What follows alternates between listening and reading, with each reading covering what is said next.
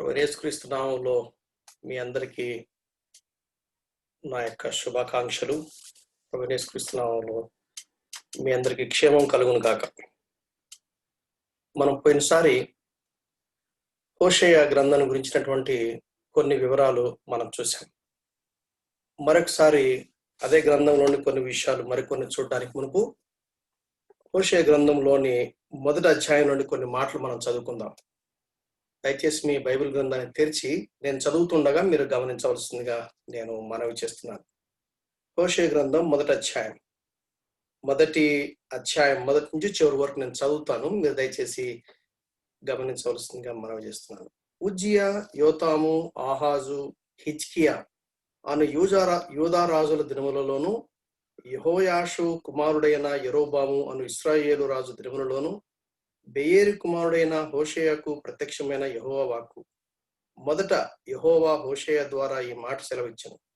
జనులు యెహోవాను విసర్జించి బహుగా వ్యభిచరించి ఉన్నారు గనుక నీవు పోయి వ్యభిచారం చేయు స్త్రీని పెండ్లాడి వ్యభిచారం వలన పుట్టిన పిల్లలను తీసుకును అని ఆయన హోషేయకు ఆజ్ఞ ఇచ్చాను. కాబట్టి అతడు పోయి దిబ్లయిము కుమార్తె అయిన గోమెరును పెళ్లి చేసుకున్నాను. ఆమె గర్భవతి అతనికి ఒక కుమారుని కనగా యెహోవా అతనితో ఇలాగ సెలవిచ్చెను. అతనికి ఎజ్రయేలని పేరు పెట్టుము. ఎజ్రయేలులో యెహూ ఇంటి వారు కలుగజేసుకున్న రక్తదోషమును బట్టి ఇంకా కొంత కాలమునకు నేను వారిని శిక్షింతును. ఇశ్రాయేలు వారికి రాజ్యం ఉండకుండా తీసివేతును. ఆ దినమున నేను యెజ్రెయేలు లోయలలో ఇశ్రాయేలు వారి విల్లును విరుతును. పిమ్మట ఆమె మరలా గర్భవతియే కుమార్తెను కనగా యెహోవా అతనికి సెలవిచ్చినదేమనగా దీనికి లోరుహామా అనగా జాలి నొందనదని పేరు పెట్టుము.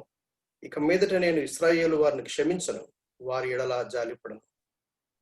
అయితే యూదా వారి ఎడల జాలిపడి విల్లు, ఖడ్గము, యుద్ధము, గుర్రములు, రౌతులు అను వాటి చేత కాక తమ దేవుడైన యెహోవా చేతనే వారిని రక్షించును. లోరుహామా జాలినొందనిది పాలు విడిచిన తర్వాత తల్లి గర్భవతి అయి కుమారుని కనినప్పుడు యెహోవా ప్రవక్తకు సెలవిచ్చినదేమనగా మీరు నా జనులు కారు, నేను మీకు దేవుడునై ఉండను కనుక లో అమ్మి నా జనము కాదని అతనికి పేరు పెట్టుము. ఇశ్రాయేలుల జనసంఖ్య అమితమై లెక్కలేని సముద్రపు ఇసుకంత విస్తారమగును. ఏ స్థలమందు మీరు నా జనులు కారన్న మాట జనులు వారితో చెప్పుదురో ఆ స్థలముననే మీరు జీవముగల దేవుని కుమారులై ఉన్నారని వారితో చెప్పుదురు. యూదా వారును ఇశ్రాయేలు వారును ఏకముగా కూడుకొని తమ పైన ఒకరినే ప్రధానిని నియమించుకుని తామున్న దేశములో నుండి బయలుదేరుదురు. ఆ యెజ్రెయేలు దినము మహాప్రభావం గల దినముగా నుండును. సహాయం కొరకే ప్రార్థన చేసుకుందాం. దయచేసి తలలు వంచండి, కళ్ళు మూసుకోండి, సాక్షితో మోకరించండి. ప్రేమగల మా తండ్రి, పరిశుద్ధుడైన మా దేవ, యేసుక్రీస్తు వారి అత్యున్నతగా హెచ్చించబడిన నామంలో మీ సాగిలపడి మీ దివ్యమైన వాక్యం ధ్యానం చేసుకోవడానికే కావలసిన సహాయం కొరకై మీ ముఖదర్శనం చేసుకోవాలని, మీ సన్నిధిని అనుభవించాలని మేము ప్రార్థిస్తున్నాం. మానవ మాత్రము, బుద్ధిహీనుడు, ఎన్నికైన వారు మీ దివ్యమైన పరిశుద్ధమైన నామం పలకడానికి కూడా మాకు అర్హత లేదు. మా ప్రియ ప్రభు యేసుక్రీస్తు వారు సెలవులో చేసిన గొప్ప విమోచన కార్యం ద్వారా మమ్మల్ని రక్షించి మా బ్రతుకులు మార్చి మా మనోనేత్రాలు వెలిగింపు చేసి మీ దివ్యమైన వాక్యాన్ని మాకు అనుగ్రహించి పరిశుద్ధాత్మ దేవుని సైతము మాకు సంచకరువుగా సహాయకుడుగా అనుగ్రహించిన కారణాన్ని బట్టి మీ స్తోత్రం. ఈ సమయంలో ప్రభు మీ వాక్యాన్ని ధ్యానం చేసుకోక మునుపు నిష్ప్రయోజన దాసులను ఒప్పుకుంటూ నీ పైన సంపూర్ణంగా ఆధారపడుతున్నాను. ప్రభా దయచేసి మాకు మాట్లాడండి, మా అక్కర తీర్చండి, నీ నామమును మహిమపరచుకోండి. ప్రభా ఈ టెక్నాలజీ ఉపయోగించుకోవడానికి ఇచ్చిన కృప స్తోత్రములు. నెట్వర్క్ ద్వారా కానీ, పవర్ సప్లై ద్వారా కానీ, ఈ యొక్క యాక్సెసరీస్ ద్వారా ఎటువంటి ఇబ్బంది లేకుండా దయ చూపించమని నీ నామమును మహిమపరచుకొని మేము ప్రార్థిస్తున్నాం. ఈ యొక్క వాక్యాన్ని ధ్యానం చేసుకునే సందర్భంలో ఎవరెవరైతే కలిసి మాతో సహవాసం చేస్తున్నారో వారందరిని బట్టి కృతజ్ఞతలు చెల్లిస్తున్నాం. మా అక్కర మీరు ఎరుగుదురు కనుక ఈ బైబిల్స్ ద్వారా నీ నామమును మహిమపరచుకోండి. నీ దాసులను మనం తగ్గించండి, నీ నామం హెచ్చించబడండి. యేసుక్రీస్తు వారి పరిశుద్ధమైన నామమున ప్రార్థించి వేడుకుంటున్నాం తండ్రి, ఆమేన్, ఆమేన్. మనం పోయినసారి మనం చూసాము కొంత మటుకు, ఒకసారి మనం గుర్తు చేసుకోవాలి. ఏం చూసాము? హోషేయ అనగా సాల్వేషన్. హోషేయ సమకాలికులు యెషయా ప్రవక్త, మీకా ప్రవక్త. వీళ్ళు యూదా దేశానికి ప్రవక్తలుగా ఉన్నారు. ఈ హోషేయ ప్రవచనటువంటి ఆ సందర్భము, ఆ కాలాన్ని కనుక మనం తెలుసుకోవాలంటే 2వ రాజుల గ్రంథం 14వ అధ్యాయం నుంచి 20వ అధ్యాయం వరకు చదవాలి. అదే మాటలు మరలా 2వ దినవృత్తాంతాలు 26 నుంచి 32 వరకు కూడా రాయబడ్డాయి. హోషేయ ఇశ్రాయేలుకు ప్రకటిస్తున్నాడు. కానీ అదే సందర్భంలో యూదా వారికి కూడా కొన్ని వివరాలు తెలియజేస్తున్నాడు. సర్వసాధారణంగా ఈ ప్రవచనం అనేది ఆ అష్షూరీయులు కొనుక్కోబడ్డానికి జరిగినప్పుడేమో ఇద్దరికి సంబంధించింది. అష్షూరీయులు అంటే క్రీస్తు పూర్వం 722కు మునుపు ప్రవచించిన ప్రవక్తలు సర్వసాధారణంగా వీళ్ళతో పాటు వాళ్ళకు కూడా జరుగుతుంది. అలా కాకుండా కొంతమందికి ఎక్స్క్లూజివ్ గా ఏదోము కోసమో లేకుంటే నినెవే పట్టణ వాళ్ళ కోసమో అట్లా దేవుడు ఎక్స్క్లూజివ్ గా ఇచ్చినప్పుడేమో సపరేట్ ఇస్తాడు. సర్వసాధారణంగా ఇశ్రాయేలుకి ఇచ్చినప్పుడు వాళ్ళతో పాటు యూదా వాళ్ళు కూడా ఈ సందేశాన్ని వాళ్ళకి చేరాల్సిందే. ఈ హోషేయ గ్రంథంలోని ఈ యొక్క ప్రవచనాలు కొత్త నిబంధనలో కూడా వాటిని వ్యాఖ్యానం చేయబడడం జరిగింది, లేక ఆ ప్రవచనాన్ని తీసుకొని దాన్ని వివరించడం జరిగింది. పౌలు రోమా పత్రిక 9వ అధ్యాయము 25-26 వచనాల్లో హోషేయ గ్రంథం 2:23లో రాయబడిన మాటను తీసుకుని చూశాడు. దాని గురించి మనం కొంత చూడడానికి ప్రయత్నం చేస్తాం. అలాగే హోషేయ 6:6లో రాయబడినటువంటి మాటను ప్రభువైన యేసుక్రీస్తు వారు కూడా నేను బలిని కోరను, కనికరాన్ని కోరతాను అని చెప్పాడు.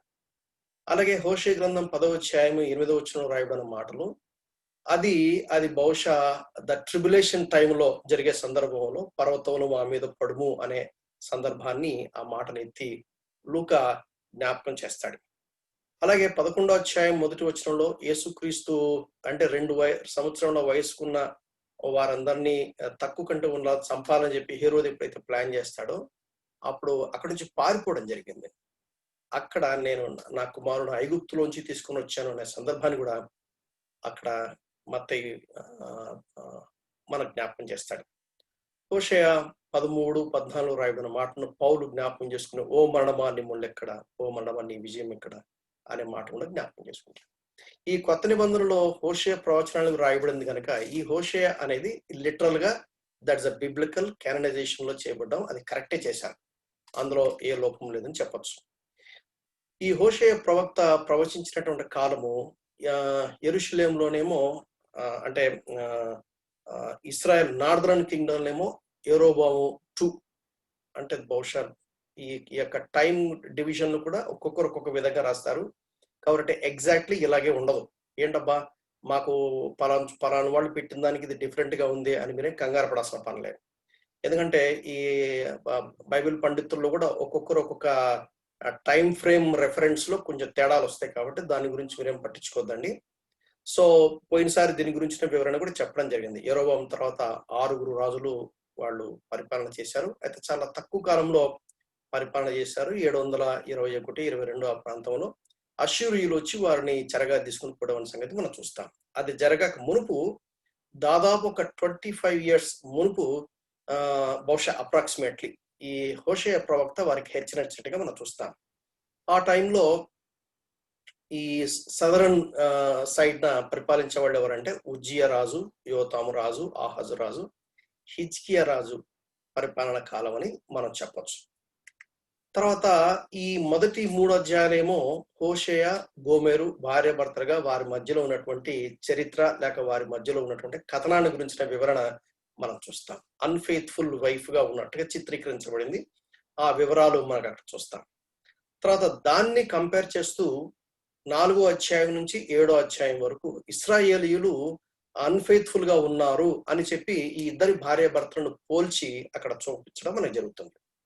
ఇశ్రాయేలులు పాపం చేశారు కాబట్టి ఖచ్చితంగా వారి మీద తీర్పు జరుగుతుంది అని తీర్పుల గురించినటువంటి వివరణ 8, 9, 10 ఈ 3 అధ్యాయాల్లో మనం చూస్తాం. ఆ చివరగా అస్సీరీయులు వచ్చి వారిని చెరగా తీసుకొని పోతారు అనేది మనం చూస్తాం.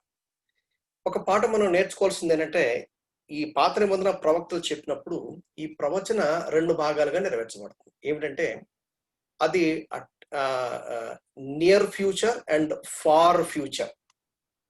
నియర్ ఫ్యూచర్ అంటే మేబీ ఒక 25-30 years తర్వాత అష్షూరీయులు వారి మీదకి వచ్చి చెరగా తీసుకుని పోయారు.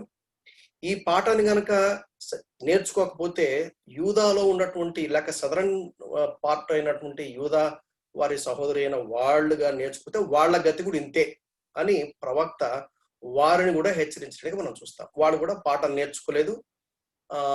వాళ్ళు 3 విడతలుగా బబులోను రాజు యూదా వారి మీద దండెత్తి 3 విడతలుగా వారిని చెరగా తీసుకుని పోవడం మనం చూస్తాం. 556 క్రీస్తు పూర్వము యెరూషలేమును పూర్తిగా కాల్చివేసి దేవాలయాన్ని కూడా సమూలనాశనం చేయడం అనేది చూస్తాం. సో 2 times ఫుల్ఫిల్లింగ్ అక్కడ అయింది.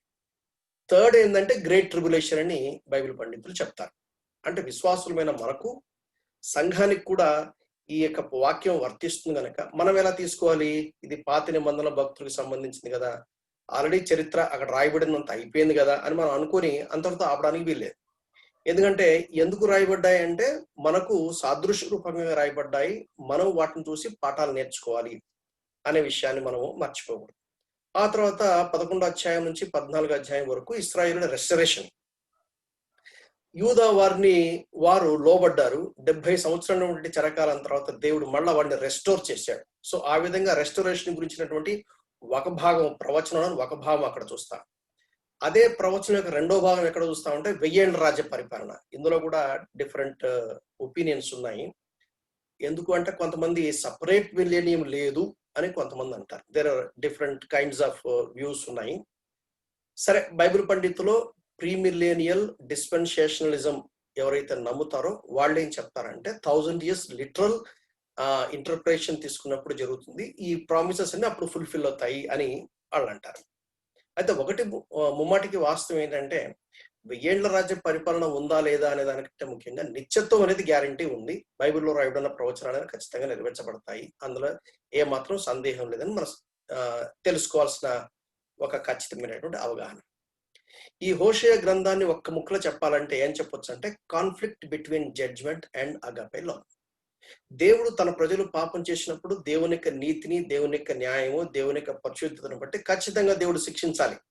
కానీ అదే సమయంలో దేవుడు ప్రేమ గలవాడు గనక వారిని ఎలాగైనా సరే విమోచించాలి, వారిని ఎలాగైనా సరే వారిని ఆ యొక్క పరిస్థితి నుంచి వాళ్ళని తప్పించాలి అనేది దేవుడు ఉద్దేశం కలిగి ఉన్నాడు. కనుక ఏ విధంగా ఇది సార్ట్అవుట్ అవుతుంది అంటే సిలువలో అది జరిగింది. సిలువలో ఏం జరిగింది? పాపులమైన మనము చేసినటువంటి ఆ శిక్ష మన మీదకి రాకుండా ఆ దేవుడు తన ప్రేమను వెల్లడిపరిచారు. కల్వరి సిలువలో అటు దేవుని యొక్క న్యాయము, దేవుని యొక్క నీతి, దేవుని యొక్క పరిశుద్ధత నెరవేర్చబడింది. అదే సమయంలో దేవుని యొక్క ప్రేమ కూడా నెరవేర్చబడింది. పాపికి రక్షణ దొరికింది. అంటే దేవుని యొక్క కోపం చల్లార్చబడింది అనే విషయాన్ని మనకు బాగా అర్థమవుతుంది. పోయినసారి మనం చూసాము, దాని గురించి మళ్ళా ఎక్కువగా చూడము. ఎవరైతే పోయినసారి రాలేదో వారికి కొంచెం ఒక గ్లింప్స్ జరిగిందని మీకు ఒక రివ్యూగా, ఒక ప్రివ్యూగా మీకు చూపించడం జరుగుతుంది. 2వ అధ్యాయంలో ఏం చెప్తాడంటే దేవుడు యొక్క హోషేయ ప్రవక్తకు ఆజ్ఞ ఇస్తాడు. అది ఆజ్ఞ, సజెషన్ కాదు. ఆజ్ఞ ఇచ్చాను అని రాయబడింది. చూడ చివరి మాట, యెహోషువకు ఆజ్ఞ ఇచ్చాను. ఏమని ఆజ్ఞ ఇచ్చినాడు? నీవు పోయి వ్యభిచారం చేయు స్త్రీని పెండ్లాడి వ్యభిచారం వల్ల పుట్టిన పిల్లలను తీసుకుని హోషేయకు ఆజ్ఞ ఇచ్చాడు. దేవుడు ఇట్లా కూడా చేస్తాడండి? దేవుడు ఇటువంటి కూడా పర్మిట్ చేస్తాడా? చేశాడుగా. అంటే ఇక్కడ ఏం తాత్పర్యం? God loves every one. దేవుడు ప్రతి ఒక్కరిని ఎంత ప్రేమిస్తున్నాడు అనేది హోషేయ గ్రంథంలో చాలా చక్కగా మనకు కనపడుతుంది. పోయినసారి మనం చూసాం, కొంతమంది నాయకులకు దేవుడు ఏం చేస్తాడంటే వాళ్లే ఒక మోడల్ గా ఉండటానికి, ప్రజలకు పాఠాలు నేర్పడానికి, నాయకుల కుటుంబాలకి కొన్ని పాఠాలు నేర్పడానికి దేవుడు కొన్ని సిచ్యువేషన్స్ అలౌ చేస్తాడు. కానీ నాయకుడు అయ్యేవాడు, లేక ప్రవక్త అయిన వాడు, ఒక కాపురి అయిన వాడు ఏం చేయాలంటే దేవుడు ఆజ్ఞ ఇచ్చింది, చెప్పింది చెప్పినట్టు చేయాలి. ఎందుకు చేయాలి, దీని వెనక కారణం ఏముంది, ఎక్స్ప్లెయిన్ చేస్తారా, ఇవన్నీ మనం అడగకూడదు. ఎందుకంటే దేవుడు తన మహాజ్ఞానాన్ని బట్టి ఆయన ఏం చేసినా ఖచ్చితంగా మన మేలు కోసమే చేస్తాడు, తన మహిమార్థమే చేస్తాడు, ఇతరుల క్షేమం కోసం చేస్తాడు అనే సత్యాన్ని ఎవరైతే గ్రహిస్తారో ఎవ్వరు కూడా దేవునికి ఎదురు ప్రశ్న వేయరు, ఇది ఎందుకు చేయాలి. దేవుడు ఎప్పుడు ఎక్స్ప్లెనేషన్ ఇవ్వడు. దేవుడు God expects us to trust him. దేవుడు ఆయన యందు విశ్వాసం ఉంచాలని కోరతాడు. సో దేవుడు రీజన్స్ ఇచ్చి, దేవుడు అన్ని ఎక్స్ప్లెనేషన్ చేసి ఓకే నువ్వు కనుక అంగీకరిస్తే నువ్వు చెయ్యి, లేత లేదు అని దేవుడు అటువంటి మాటలు మాట్లాడాడు. అందుకనే దేవుడు ఎవరిని చూస్ చేసుకుంటాడంటే విరిగి నలిగిన హృదయం గల వారిని దేవుడు చూసుకుంటాడు. దేవుడు తన యందు విశ్వాసం ఉంచిన వారిని ఆయన చూస్ చేసుకుంటాడు. దేవుని సేవ అందరూ చేయలేరండి. దేవుని అందరూ వెంబడించలేరు. బహు కొద్ది మంది ఉంటారు. రక్షణ పొందిన వాళ్ళు చాలా మంది ఉంటారు, కానీ సిలువను మోసుకొని, కాడిని మోసుకొని ఆయన వ్యవహరించేవారు బహు కొద్ది మంది ఉంటారు. Those are willing to pay price. పోయినసారి దాని గురించిన వివరాలు మనం చూసాం. వ్యభిచరించారు అంటే ఏంటి? వ్యభిచారం అంటే 2 రకాలుగా అర్థం చేసుకోవచ్చు. ఇక్కడ లిటరల్ గా వ్యభిచారం చేసినట్టుగా మనకు తెలుస్తుంది, మనకు అర్థమవుతుంది. ఈ గోమెరు ఆ పని చేసిందని మనకు అర్థమవుతుంది. అయితే ఇక్కడ 2 పాఠాలు వస్తాయి. వ్యభిచారం అంటే విగ్రహారాధన. దేవుని స్థానంలో దేవునికి ఇవ్వకుండా దేవుని స్థానంలోకి ఏది ఇచ్చినా అది విగ్రహారాధన అవుతుంది. రెండవది లిటరల్ వ్యభిచారం. సో వ్యభిచారం అంటే సర్వసాధారణంగా సాతాను ఈ దినాల్లో కూడా చేసే పనే అదే. ఈ దినాల్లో కూడా ప్రజలను సాతాను వాడు చేసే గ్రేటెస్ట్ డిసెప్షన్ ఏంటంటే త్రూ అడల్టరీ. అది చాలా అంటే వివాహమైన తర్వాత భార్యాభర్తలుగా వారు సుఖం అనుభవించాలి. కానీ వివాహం కాక మునిపే సుఖం అనుభవించాలి అని చెప్పేసి సాతాను ఏం చేస్తానంటే దొంగిలించినది తీపి అనే సామెత ఉంది. ఆ విధంగా ఏం చేస్తానంటే పొల్యూట్ చేసేస్తాడు. వ్యభిచారం అనేది ఒక వ్యక్తిని పొల్యూట్ చేస్తుంది. పురుషుడే అవ్వచ్చు, స్త్రీ అవ్వచ్చు. వ్యభిచారం అనేది చాలా ఘోరమైన పాపం. 1 కొరింథీ 6వ అధ్యాయంలో రాయటం. ఇక్కడ పాఠం ఏంటంటే అటువంటి ఘోరమైన పాపం చేసిన నేను నిన్ను క్షమిస్తాను, నేను నిన్ను స్వీకరిస్తాను, నేను నిన్ను కనికరిస్తాను, నేను నా హక్కును చేర్చుకుంటాను అని చెప్తున్నటువంటి పాఠము హోషేయ గ్రంథంలో చాలా స్పష్టంగా మనకు కనబడుతుంది. 4వ అధ్యాయం 15వ వచనం. ఇశ్రాయేలు, నీవు వేశ్యవైతివి అయినను యూదా ఆ పాపంలో పాలు పొందకపోవును గాక, గిల్గాలునకు పోవద్దు, బెతావినకు పోవద్దు. దీని గురించిన వివరణ మళ్ళా మనం తర్వాత చూస్తాం. గిల్గాల్ గురించి, బెతావిని గురించిన వివరణ మనం తర్వాత చూస్తాం. వై అడల్టరీ పోయినసారి చూసాం.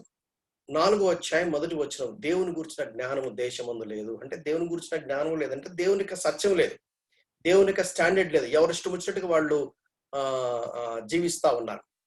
6వ వచనం. ధర్మశాస్త్రాన్ని విసర్జించారు, మరచారు. మరి ఎక్కడి నుంచి వస్తుంది వాక్యం వాళ్ళకి? దేవుని సత్యం ఎట్లా తెలుస్తుంది? దేవుని సత్యం ఎలా తెలుస్తుంది? 4వ అధ్యాయం 10వ వచనం. వాడు లక్ష్య పెట్టుట మానిరి. They did not obey. 8వ అధ్యాయం 12వ వచనం అంటాడు, నేను వాళ్ళ కోసం స్పెసిఫిక్ గా స్పెషల్ గా వాక్యాన్ని రాయించి ఇచ్చాను. సినాయి పర్వతం మీద దాదాపు వాళ్ళు సినాయి పర్వతం దగ్గర అడుగు భాగాన దాదాపు ఒక 1 year ఉన్నారు ఇశ్రాయేలీయులు. 40 ఏళ్ల ప్రయాణంలో 1 solid year. అక్కడ దేవుడు తన వాక్కులు వాళ్ళకి ఇవ్వటానికే, దేవుడు తన గురించి వారికి వ్యక్తం చేసుకోవడానికే, తన గురించిన ప్రత్యక్షత వారికి అనుగ్రహించడానికి దేవుడు ఎంతో ఆశపడ్డాడు.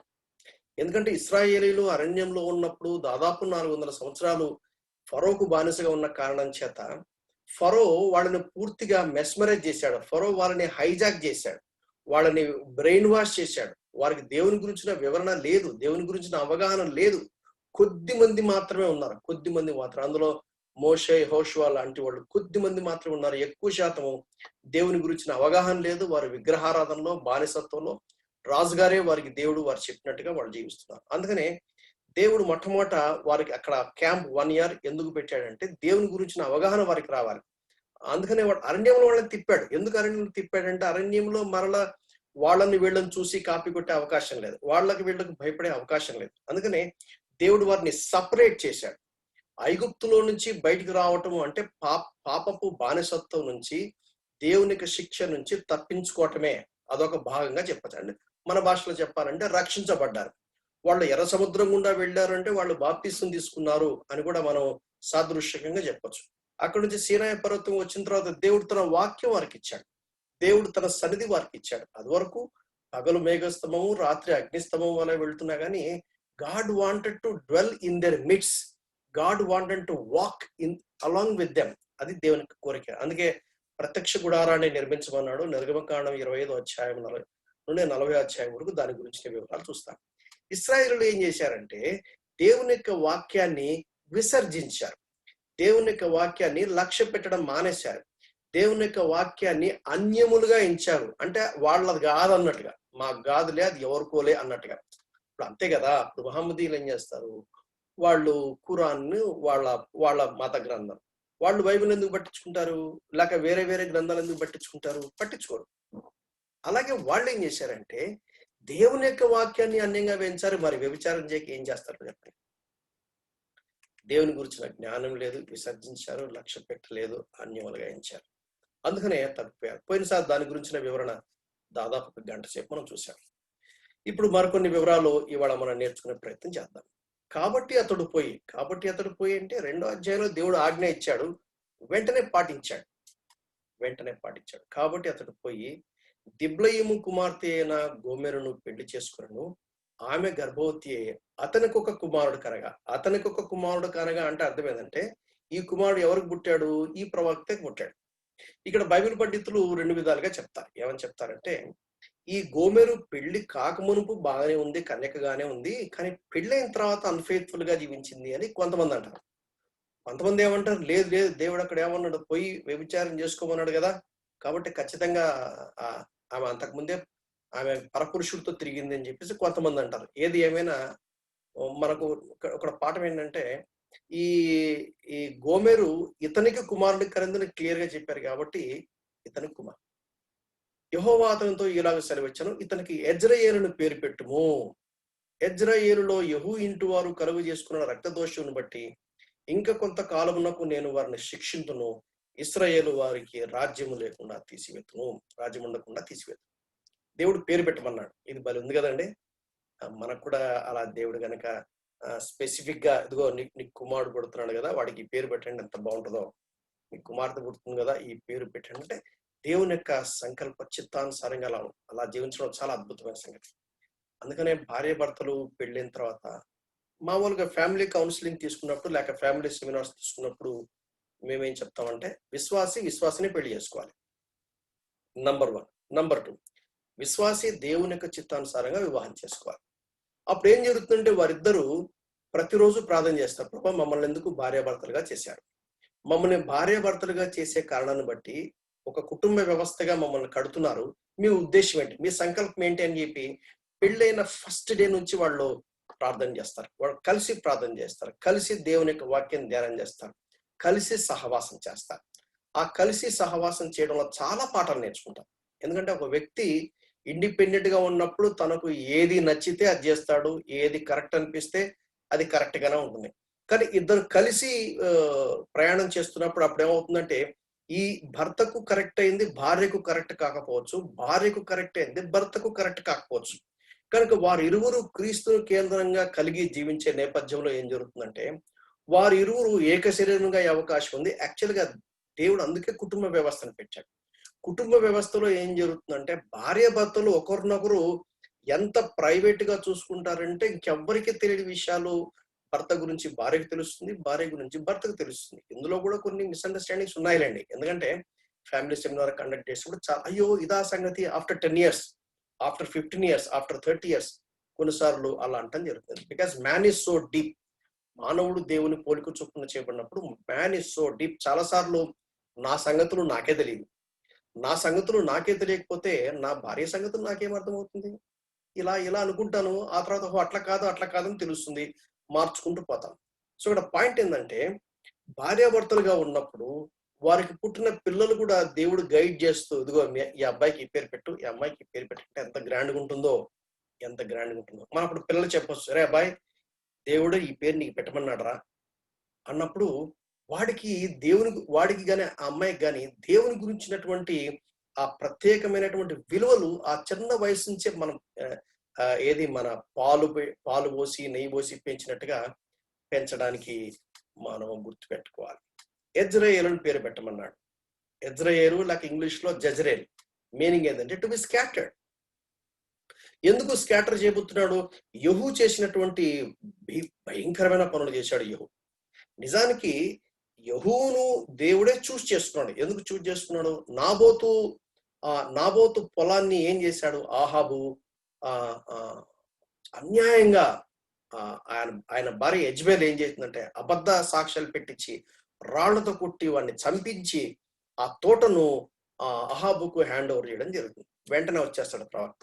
వచ్చి ప్రవక్తల పని అది. ప్రవక్తల పని ఏంటి? ఎప్పుడైనా ప్రజలు పాపం చేస్తారో వెంటనే ప్రవక్త వస్తాడు. నువ్వు పాపం చేశావు కాబట్టి నీకు శిక్ష.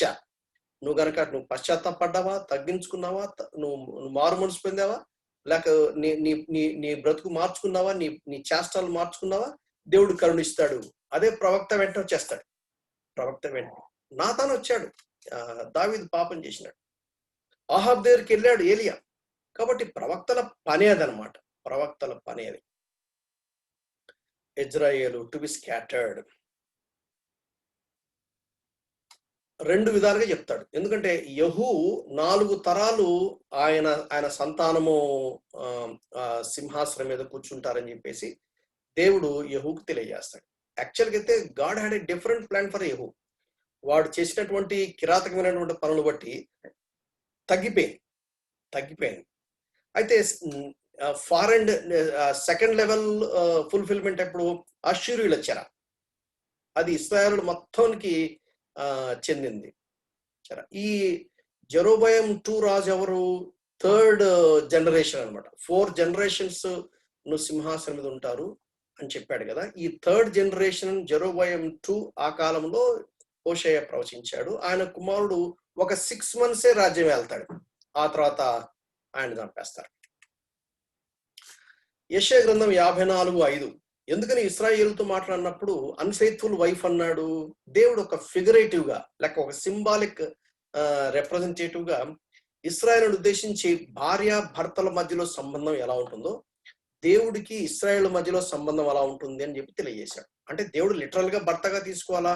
అలా తీసుకోకూడదు. ఎందుకంటే దేవుడు మానవుడు కాదు, దేవుడు దేవుడే. గాడ్ ఈజ్ దేవుని గురించినటువంటి, ఎందుకు దీన్ని ఆంథ్రోపోమార్ఫిక్ లాంగ్వేజ్ అంటారు అంటే దాని అర్థం ఏంటంటే మనం అండర్స్టాండ్ చేసుకోవడానికి మనకి ఏదైనా ఒక ఇమాజినేషన్ మనకు ఉండాలి కదా. మనం అండర్స్టాండ్ చేసుకోవడానికి మనకి ఏదైనా some level of visual AIDS ఉండాలి. అందుకనే దేవుడు ఏం చేశాడంటే తండ్రి అన్నాడు. ఎందుకనే తండ్రి అన్నాడు? తండ్రి అంటే నాకు తండ్రి ఉన్నాడు కాబట్టి, లేక నేను తండ్రిని కాబట్టి తండ్రి పిల్లలకు రిలేషన్షిప్ ఎలా ఉంటుందో అర్థం చేసుకోవడానికి దేవుడు మనము తండ్రి పిల్లలు అన్నాడు. దేవుడు గురువు శిష్యు అన్నాడు. ఆయన యజమానుడు దాసుడు, ఇవన్నీ డిఫరెంట్ రిలేషన్షిప్స్ అనమాట. ఎందుకు ఇవన్నీ ఇలా పెట్టాడంటే దాన్ని anthropomorphic language for us to understand who God is. అంటే దేవుడి గురించిన ఒక పిక్చర్ మనకి ఇచ్చాడనమాట. ఇక్కడ దేవుడు ఇశ్రాయేలును భర్తగా ఎందుకన్నా అంటే భార్యాభర్తల మధ్యలో ఉండే ఆ రిలేషన్షిప్ అనేది మోస్ట్ ఇంటిమేట్ రిలేషన్షిప్. అన్ని సంబంధాల కంటే కూడా the most intimate and closest relationship ఏంటిదంటే భార్యాభర్తలు. తల్లి తండ్రి, ఇప్పుడు ఫాదర్ అండ్ సన్ రిలేషన్షిప్ ఒక స్టేజ్ రాగానే అక్కడ తేడాలు వస్తాయి. మదర్ సన్ ఒక స్టేజ్ రాగానే బ్రేక్ వచ్చేస్తుంది. ఏ రిలేషన్షిప్ అయినా తీసుకోండి, బ్రదర్ సిస్టర్స్ కానీ ఎన్ని రిలేషన్షిప్ ఒక లెవెల్ వరకు. బట్ వైఫ్ అండ్ హస్బెండ్ దగ్గరకు వచ్చినప్పుడు they give themselves sum total అంటే there is to the best possible there should not be any privacy in between them. నాయకులుగా ఉన్నప్పుడు ఆ పరిస్థితి వేరే ఉంటుంది అనుకోండి. తర్వాత ఇది ఆంథ్రోపోమార్ఫిక్ లాంగ్వేజ్. ఆంథ్రోపోమార్ఫిక్ లాంగ్వేజ్ అంటే ఇందాక మీకు ఎక్స్ప్లెయిన్ చేశాను. పాత నిబంధన విశ్వాసులు భార్యగా చెప్పబడ్డారు, అదే కొత్త నిబంధన విశ్వాసంలో బ్రైడ్ వధువుగా చెప్పబడ్డారు. ఎందుకంటే గొర్రెపిల్ల వివాహ విందు జరగబోతుంది. ఆ వివాహ విందు అనేది డిస్పెన్సేషనల్ ప్రీమిలేనియం లెవెల్లోనేమో అది ఒక 7 years సెలబ్రేషన్ జరుగుతుంది. ఆ సెలబ్రేషన్ 1000 years కంటిన్యూ అవుతుంది. ఆ 1000 years కూడా ఎటర్నిటీ కూడా we are going to celebrate the relationship with the living God in a very intimate way అని దీన్ని మనం అర్థం చేసుకోవడానికి సాధ్యమవుతుంది. యెషయా గ్రంథం 54లో, ఈవెన్ ఇర్మియా గ్రంథం 3వ అధ్యాయాన్ని కూడా దేవుడు తాను భర్తగా చిత్రీకరించుకున్నాడు. ఇశ్రాయేలు పాపం చేసి వ్యభిచారం చేసినప్పుడు, మీరు వ్యభిచారం చేశారా? ఏ భర్త యాక్సెప్ట్ చేస్తాడు? భార్య వ్యభిచారం చేస్తే వెళ్ళగొట్టేస్తాడు కదా. అయితే నేనేం చేస్తున్నా తెలుసా?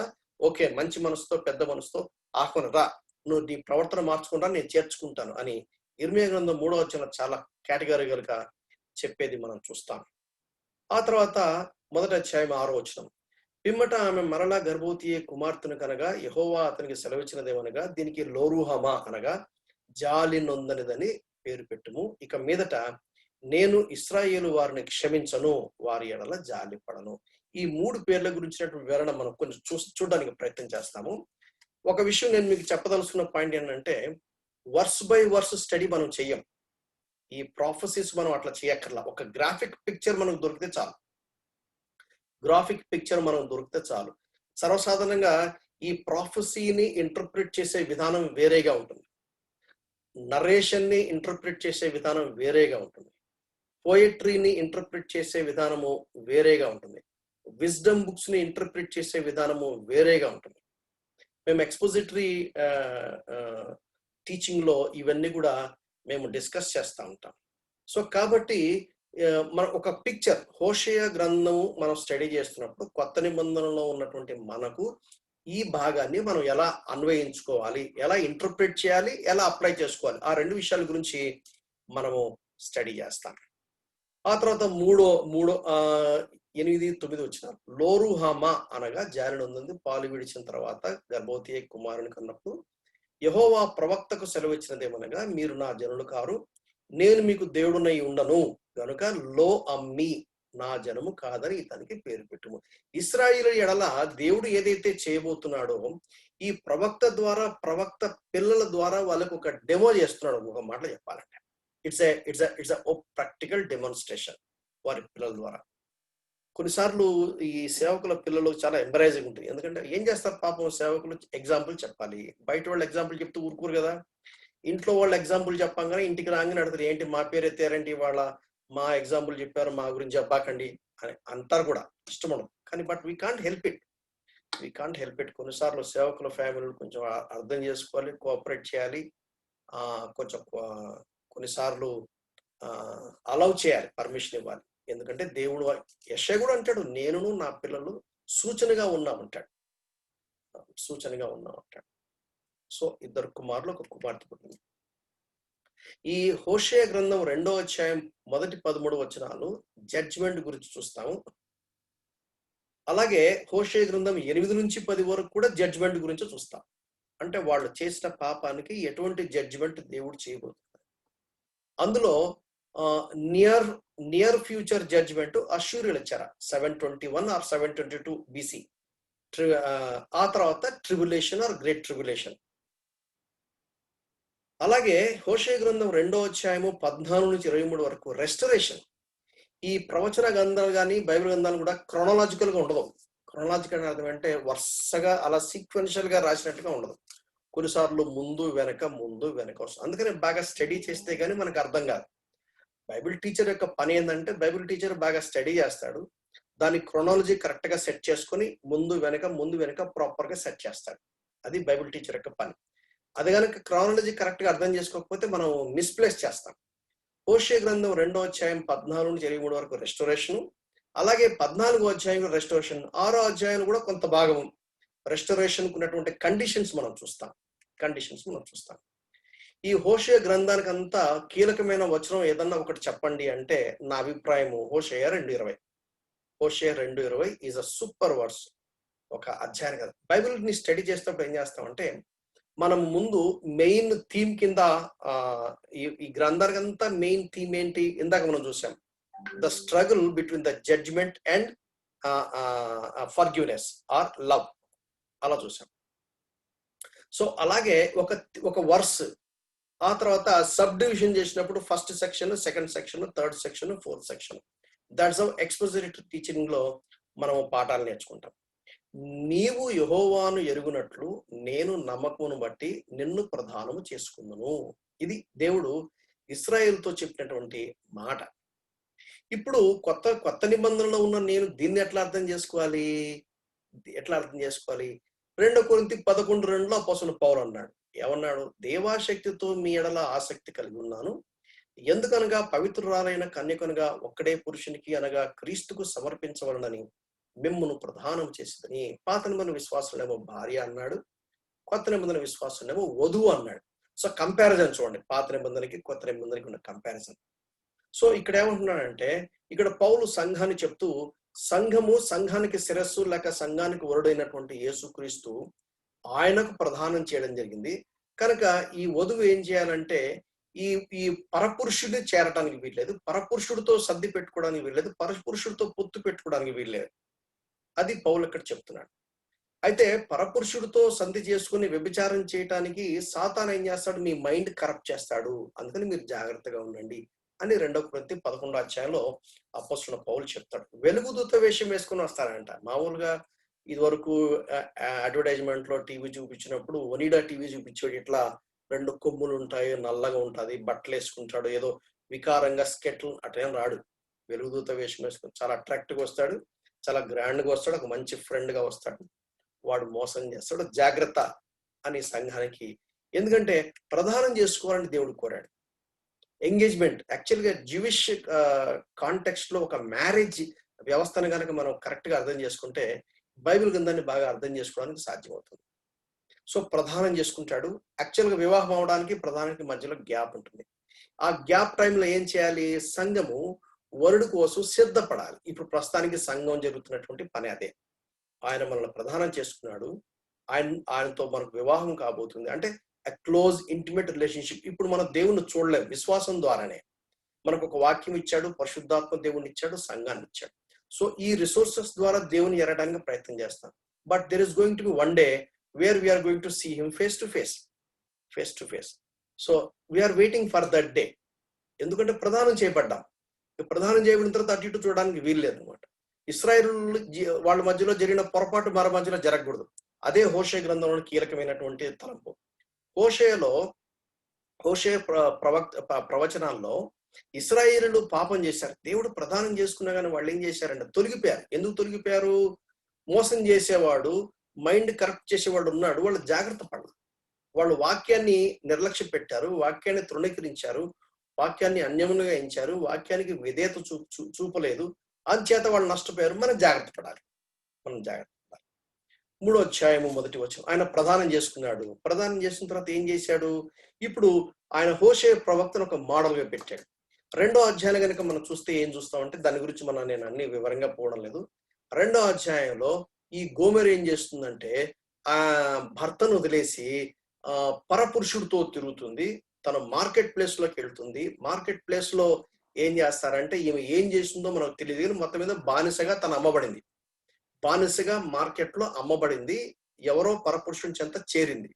ఇప్పుడు దేవుడు హోషేకి సెలవిస్తున్నాడు. చూడండి 3వ అధ్యాయం 1వ వచనం.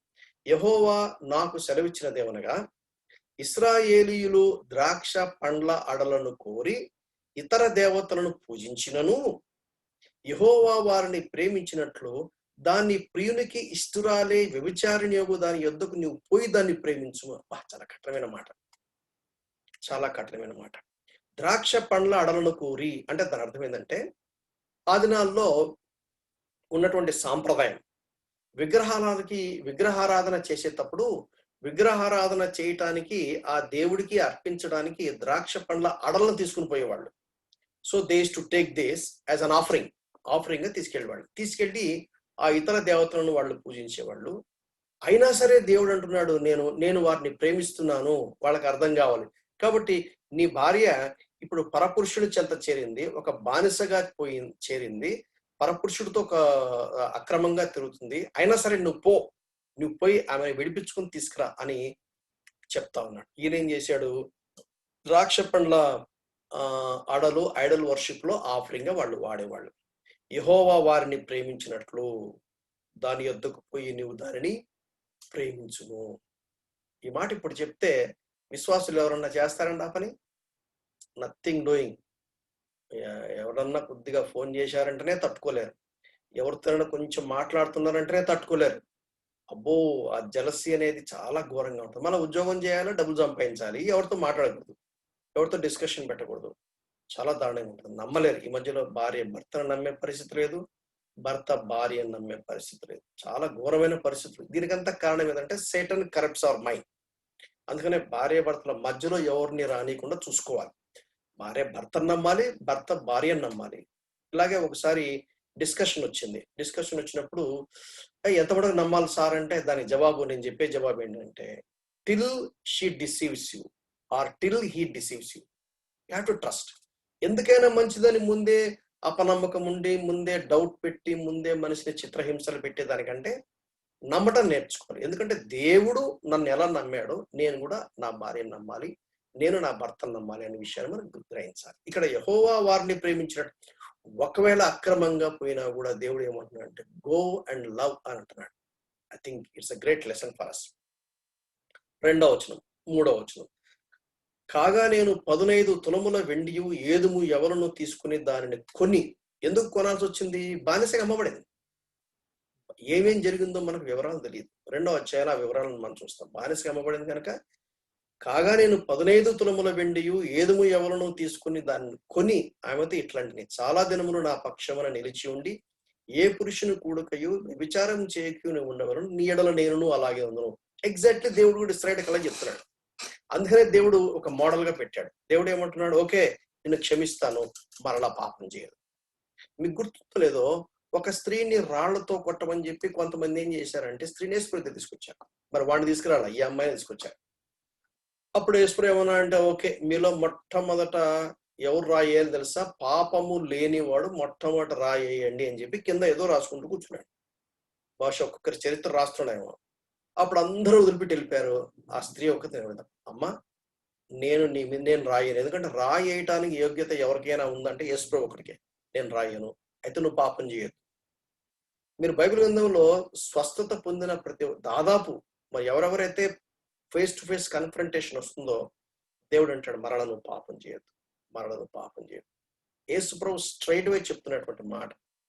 ఇక్కడ కూడా అదే మాట మనం చూస్తాం. 15 తులముల వెండి, 15 pieces ఆఫ్ సిల్వర్, ఏదుము ఎవలు అంటే బహుశా ఇది హోమర్ ఆఫ్ బార్లీ. సంఖ్యాకాండం 5వ అధ్యాయం 15వ వచనం కనుక చూసినట్లయితే, రోషం, ఒకవేళ భార్య పాపం చేసిందేమో, పరపురుషునితో తిరిగిందేమో అని ఆయన ఒక యాజకుడి దగ్గరికి వెళ్ళి అక్కడ ఒక అర్పణ అర్పించినప్పుడు ఒక పెద్ద స్టోరీ ఉందండి.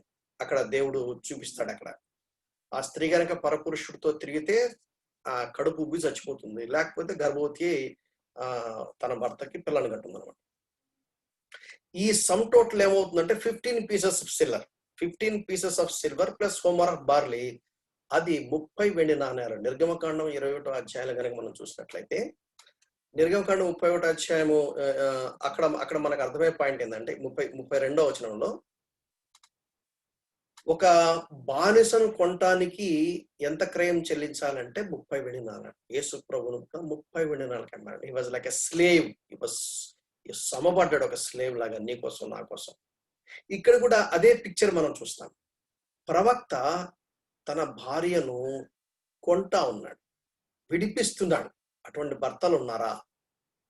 భార్య ఏదైనా పొరపాటు చేస్తే నీ జావు నువ్వు జావు, గెట్ లాస్ట్, ఇంకొకరు చేసుకుంటా అనేవాళ్ళు ఎక్కువ ఉన్నారు. కానీ ఓకే నిన్ను క్షమిస్తాను, ఇంకోసారి చేయదు అని యేసుక్రీస్తు పోలికలో మార్చబడండి ప్రభువా అని బోల్డ్ ప్రార్థనలు చేస్తారు. ప్రార్థన మాత్రం చాలా అద్భుతంగా చేస్తారు. అటువంటి సందర్భం, అందుకనే ప్రార్థన చేసినప్పుడు ఆ ప్రార్థనకు జవాబుగా మనమే ఉంటాం. అటువంటి సందర్భాలు వచ్చినప్పుడు యేసుప్రభులాగా మనం ప్రవర్తించాం, మళ్ళీ ఆదాం లాగానే మనం ఏదో పర్ఫెక్ట్ ఉన్నట్టు, ఇంకా నా అంత పర్ఫెక్ట్ ఎవరు లేరు అన్నట్టు. ఇక్కడ ఒక పాటను నేర్చుకుంటున్నాం. ఏం పాట? భార్య భర్తల మధ్యలో చిన్న చిన్న చిన్న చిన్న పొరపాట్లు జరుగుతాయి. అది విచారమే అని ప్రతిసారి చెప్పక్కర్లేదు. Whatever may be. జరిగినప్పుడు ఏం చేయాలంటే, learn to forgive your wife, learn to forgive your husband. Reason number 1, ఎందుకంటే we are not perfect. No husband is perfect, no wife is perfect. కానీ కొన్నిసార్లు ఎలా ఉంటుందంటే, హోలియర్ దాన్ ద యాటిట్యూడ్ ఎలా ఉంటుందంటే, నేను చాలా పర్ఫెక్ట్, నువ్వు పర్ఫెక్ట్ కాదు, so you have to be perfect. That is wrong. That is అసలు మ్యారేజ్ అనేది that is between 2 imperfect beings. So కాబట్టి క్షమించడానికి ఒక రీజన్ ఏంటంటే, I'm not perfect, so you are not perfect, so I understand you, I forgive you, please don't repeat. So that అటువంటి క్షమాపణ అనేది ఏ కుటుంబంలో ఉంటుందో ఆ కుటుంబం అద్భుతంగా కట్టబడుతుంది.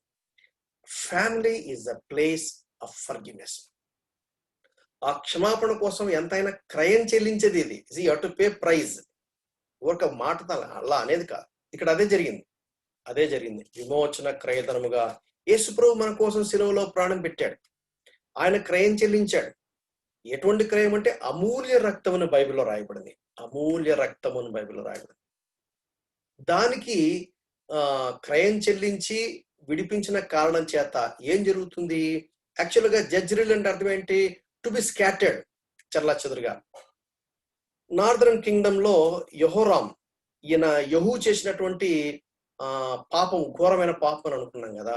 ఏమేం చేశాడు? 2వ రాజుల గ్రంథం 9వ అధ్యాయం కనుక చదివితే, ఉత్తరాన ఉన్నటువంటి యెహోరాము రాజును చంపేస్తాడు. దక్షిణము వైపు ఉన్నటువంటి రాజు అహజ్య రాజును చంపుతాడు. యెజబేలును చంపుతాడు. ఆహాబు 70 మంది పిల్లలను చంపుతాడు. ఆహాబు దూరపు బంధువులు, ఫ్రెండ్స్ ను చంపేస్తాడు. రాయల్ ప్రిన్సెస్ ఆఫ్ జూడా వాళ్ళందరినీ నరికేస్తాడు. బయలు ప్రవక్తలందరినీ చంపేస్తాడు. యాక్చువల్గా అక్కడ చెప్పింది ఏంటంటే, నాబోతు విషయంలో నువ్వు తగిన జడ్జిమెంట్ ఇవ్వాలని అంటాడు. అంతే. అయితే ఈయన చాలా ఓవర్ యాక్షన్ చేస్తాడు. సో అందుకని దేవుడు ఏం చేశారంటే he setting aside the dynasty of Jehu. ఇవన్నీ దేని చుట్టూ జరిగాయి అంటే జజ్రీల్ అనే పట్టణం చుట్టూ జరిగాయి. జజ్రీల్ అనేది ఎజ్రాయేల్ అనే ఒక పట్టణం చుట్టూ జరిగిందనమాట యెహూ. అందుకని దేవుడు చర్య తీసుకుంటున్నాడు. జెరోబాయిం ఇస్ థర్డ్ జనరేషన్. ఆ ఫోర్త్ జనరేషన్ కి ఇంకొక 6 months మాత్రమే ఉంటాయి. 10వ వచనం, ఇశ్రాయేలీయుల జనసంఖ్య అమితమై లెక్కలేని సముద్రపు ఇసుకంత విస్తారమగును. ఏ స్థలమందు మీరు నా జనులు కారన్న మాట జనులు వారితో చెప్పుదురో ఆ స్థలముననే మీరు జీవముల దేవుని కుమారులై ఉన్నారు. ఎందుకంటే ప్రదానం చేసుకున్నాడు.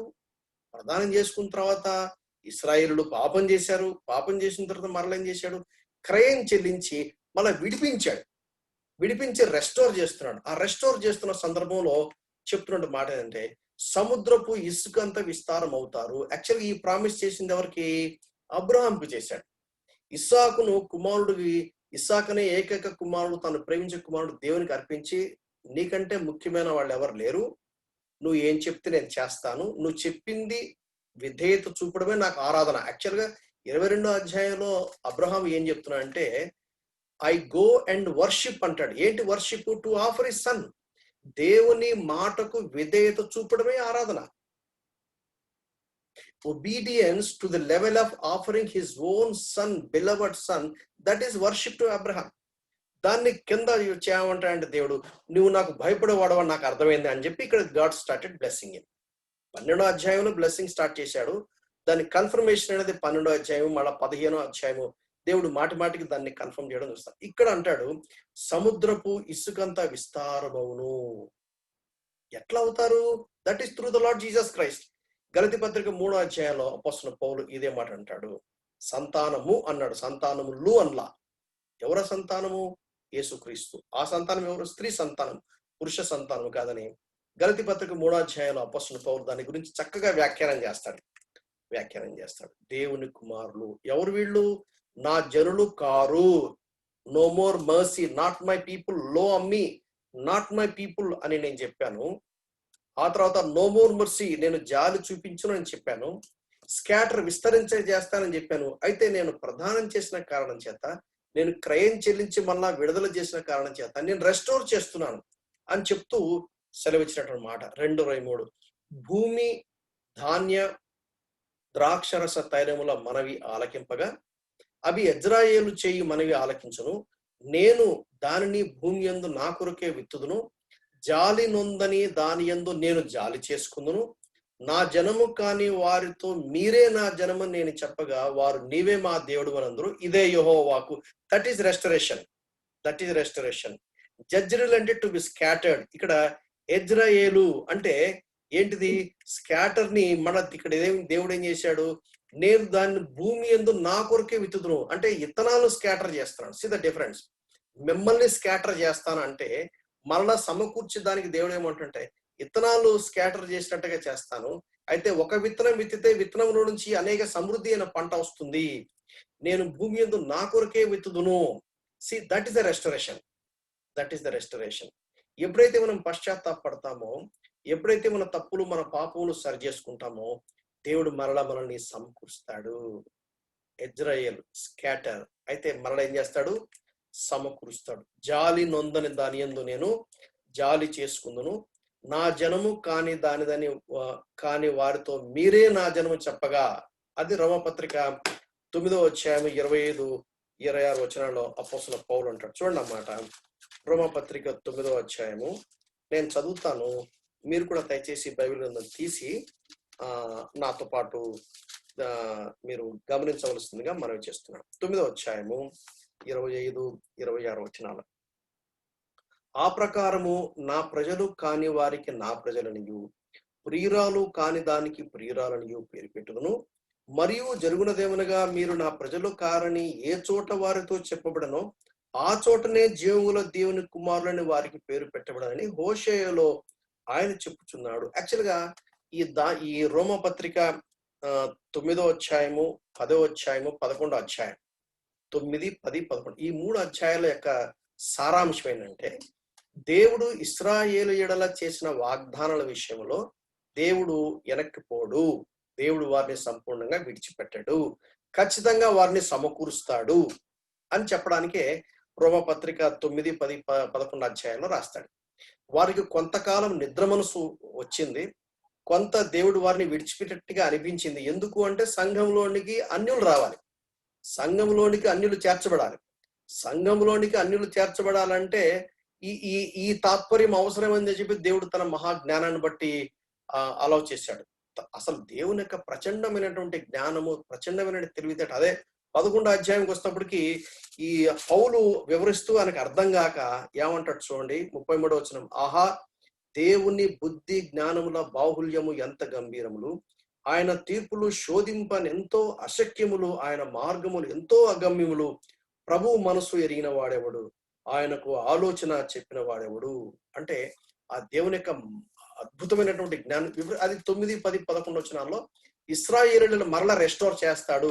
అదే మాట ఇక్కడ మనం చూస్తాం అన్నమాట. లోరు హామా అంటే no more mercy, I will have mercy now. That is restoration. I will have mercy. Lo Ammi not my people, ఇప్పుడేమంటున్నాడు, you are my people. That is restoration.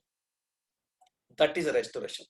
అయితే ప్రియమైన సహోదరి సహోదరులారా, ఈ సత్యాన్ని మనం అప్లై చేసుకున్నప్పుడు, అప్లికేషన్ పార్ట్కి వచ్చినప్పుడు మనం ఎలా గ్రహించాలంటే, దేవుడు మన కోసము కల్వరి శిలువలో ఆయన క్రయం చెల్లించినాడు. అయితే ఆ క్రయం చెల్లించి ఇప్పుడు మనం రెస్టోర్ చేయడానికి మనం ఏం చేయాలి? మన పాపమును మనం గుర్తెరిగి వాటి విషయం మనం పశ్చాత్తాపడాలి. పశ్చాత్తాపడి వాటిని ఒప్పుకుంటే దేవుడు కృప కలిగి ఏం చేస్తాడంటే మళ్ళీ సమకూరుస్తాడు. దేవుడు ఏమన్నాడు? నువ్వు కనుక ఒప్పుకోకపోయావో డెఫినెట్గా నీ మీద పడుతున్నాడు. అదే కదా, నీ పాపము నిన్ను పట్టుకొను. ఎవరైతే ప్రభుని యేసుక్రీస్తు నామమున విశ్వాసం ఉంచి తమ పాపల విషయం పశ్చాత్తాపడి ప్రభుని యేసుక్రీస్తును రక్షకుడుగా ప్రభువుగా అంగీకరిస్తారు, వారు రక్షణ పొందుతారు, దేవుని ఉగ్రత నుంచి తప్పించబడతారు.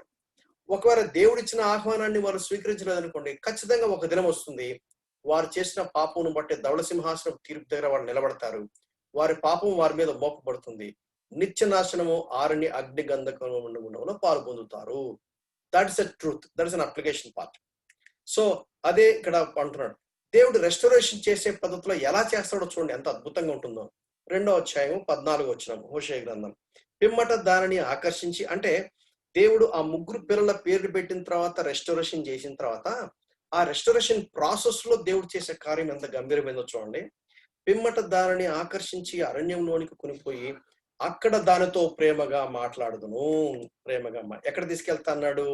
అరణ్యంలోకి తీసుకెళ్తా అన్నాడు. అరణ్యంలో కనుక మనకి ఎవరు గుర్తు రావాలి? ఇశ్రాయేలు గుర్తు రావాలి. ఇందాక మీకు చెప్పాను. మనం ఏమనుకున్నాం? మనం ఇశ్రాయేలు ఐగుప్తు దేశం నుంచి తీసుకొచ్చినప్పుడు యాక్చువల్గా అది 11 days జర్నీ. అది ఏమైంది? 40. దాని గురించి నాకు వివరాలు వేరే ఉన్నాయి, అది సపరేట్ బైబిల్ స్టడీ. అయితే పాయింట్ ఏంటంటే, అరణ్యంలో దేవుడు వారికి మన్నా ఇచ్చాడు. అరణ్యంలో దేవుడు వారికి బండలో నుంచి నీళ్లు ఇచ్చాడు. అరణ్యంలో వారికి వెలుగుగా ఉన్నాడు. అరణ్యంలో వారికి ఎండ దెబ్బ తగలకుండా మేఘస్తంభం లాగా ఉన్నాడు. అరణ్యంలో వారిని తన రెక్కల కింద కాపాడినట్టుగా దేవుడు వారిని ఎలా తీసుకెళ్ళా అంటే ఆయన అంటాడు కదా, మీ కాలు వాయలేదు. మరి 40 సంవత్సరాలు నడిస్తే కాలు వాయకుండా ఉంటుందండి? మీ బట్టలు చిరిగిపోలేదు అంటే 40 years గ్రో అయ్యే కొద్దీ స్ట్రెచ్ లానని ఇదివరకు ఉండేది ప్యాంట్స్, ఇప్పుడు రావట్లేదు. అంటే నీవు వయస్సు పెరుగుతుంది, నీ సైజు పెరుగుతున్నా కానీ బట్టలు ఆటోమేటిక్ గా పెరిగినట్టే లెక్క. చెప్పులు కూడా సైజు పెరగాలి. చెప్పులు కూడా మార్చలేదు వాళ్ళు, అక్కడ బట్టలు కూడా మార్చలేదు. దట్ పాయింట్ ఏంటంటే అక్కడ how God to care of them. అందుకని దేవుడు ఏం చేస్తాడంటే రక్షించిన తర్వాత అరణ్యం అనే అనుభవం కూడా తీసుకెళ్తాడు. ఈ అరణ్యం అనే అనుభవంలో you will have a private time with God, personal time with God. దేవుడు ఆకర్షిస్తాడు. అందుకనే 1 కొరింథీ 1వ అధ్యాయం 9వ వచనం అంటాడు, ఆయన తన ప్రియకుమారుడు యేసుక్రీస్తు సహవాసం ఉండడానికి మనం పిలుస్తున్నాడు. He's inviting us. యేసు ప్రభుతో మన సహవాసం మనం కలిగి ఉండాలి. ప్రేమతో ఆయన మాట్లాడతాడు. No judgement but hope. No judgement but hope. 2వ అధ్యాయం 15వ వచనం. అక్కడ నుండి దాన్ని తోడుకుని వచ్చి దానికి ద్రాక్ష చెట్లనిత్తును. ఆకోరు అంటే అర్థం ఏంటి? శ్రమగల అని అర్థం. ఆకోరు లోయను నిరీక్షణ ద్వారముగా చేసేదను. What a God we have. So దేవుడు ఏం చేస్తారంటే శ్రమల అనుభవం కూడా, అరణ్యంలో శ్రమలు ఉంటాయి. అయితే దాని దేవుడు ఏం చేస్తాడు? ఆకోరు అనుభవాన్ని నిరీక్షణ అనుభవంగా ఆయన మార్చే దేవుడు. ఆకోరు అనుభవాన్ని నిరీక్షణ అనుభవంగా మార్చే దేవుడు. 16వ వచనం. అది అచ్చటి నుండి నా మాట వినను. నీవు బయలు అని నన్ను పిలువక నా పురుషుడవు అని పిలుతువు. ఇదే యెహోవా వాక్కు. బయలు అనే పదానికి యాక్చువల్‌గా హెబ్రీ భాషలో బెయిలీ అంటే మాస్టర్ అని అర్థం. మాస్టర్. యాక్చువల్‌గా మాస్టర్ అని పిలవాలి. మాస్టర్ అని పిలవకుండా పురుషుడు అంటే హస్బెండ్ అని మీనింగ్ వస్తుంది. ఐష్ అని హెబ్రీ భాషలో రూట్ వర్డ్ అన్నమాట. అంటే ఇంటిమేట్ రిలేషన్‌షిప్. మాస్టర్ అంటేనేమో డిస్టెన్స్‌లో ఉండాలి. చాలా చేతులు కట్టుకోవాలి, భయంతో ఉండాలి, తక్కువ మాట్లాడాలి, ఓవర్ యాక్షన్ చేయడానికి వీల్లేదు. సో ఇప్పుడు హస్బెండ్ అంటే that's what God is saying. Restoration చేసిన తర్వాత ఆకోరు అనుభవం గుండా నేను తీసుకెళ్లకుండా నీకు డైరెక్షన్ ఇస్తాను. అంత మాత్రమే కాకుండా నిన్ను ప్రదానం చేసుకున్నాను కదా, మరల రిలేషన్షిప్, క్లోజ్ రిలేషన్షిప్. ఎటువంటి రిలేషన్షిప్? మాస్టరే నిజమే. అయితే నేను మాస్టర్ లాగా ఉండి కర్రపెత్తనం చేసి నేను దూరం పెట్టించి భయపెట్టించను. అయితే I will be like your husband. Very intimate relationship. Not slave but bride in the new testament context. 18వ అధ్యాయము మొదటి భాగం. ఆ దినమున నేను నా జనుల పక్షముగా భూజంతువులతోనూ ఆకాశ పక్షులతోనూ నేలను పాకు పురుగులతోనూ నిబంధన చేతును. No more harm. అక్కడ no harm with cruel animals. అరణ్యంలో క్రూయల్ ఎనిమల్స్ ఉంటాయి. అయితే హార్మ్ కాకుండా ఐ విల్ షట్ దెమ్. దానియేలును సింహ బోన్లో వేసినప్పుడు ఏ విధంగా దూతను పంపించి నోరు మూపించాను. Yes, I will take care of you, I will protect you అని దేవుడు చెప్తా ఉన్నాడు. అదే 18వ వచనం రెండో భాగం. విల్లును ఖడ్గమును యుద్ధమును దేశంలో ఉండకుండా మాన్పించి వారిని నిర్భయముగా నివసింపచేతును. యుద్ధం ఉండదు, నిర్భయంగా జీవిస్తా ఉంటే no war but peace. No war but peace. 4వ అధ్యాయం మొదటి వచనం. దేశమందు జ్ఞానం లేదు. అయితే అదే జ్ఞానం అరణ్యంలో అనుభవం గుండా వెళ్ళినప్పుడు ఇశ్రాయేలీయులకు దేవుడు ధర్మశాస్త్రాన్ని ఇచ్చాడు. ఆ ధర్మశాస్త్రాన్ని వాళ్ళు ఏం చేయాలంటే ఆ జ్ఞానం ఇచ్చే ధర్మశాస్త్రం. అప్పుడు ఏమవుతుందంటే మరలా విగ్రహాల వైపు వెళ్లకుండా, మరలా వ్యభిచారం వైపుకి వెళ్లకుండా వాళ్ళు మరలా దేవుడు సెలవిచ్చిన మాట చొప్పున, దేవుని ఆజ్ఞ చొప్పున వారు జీవించడానికి సాధ్యమవుతుంది. నేను అనుకుంటున్నా, ఐ థింక్ ఇప్పటికే దాదాపు 1 గంట అయినట్టుంది. ఇప్పటికీ మనము ఇంత ఇది చాలిద్దాం. దేవుని చిత్తమైతే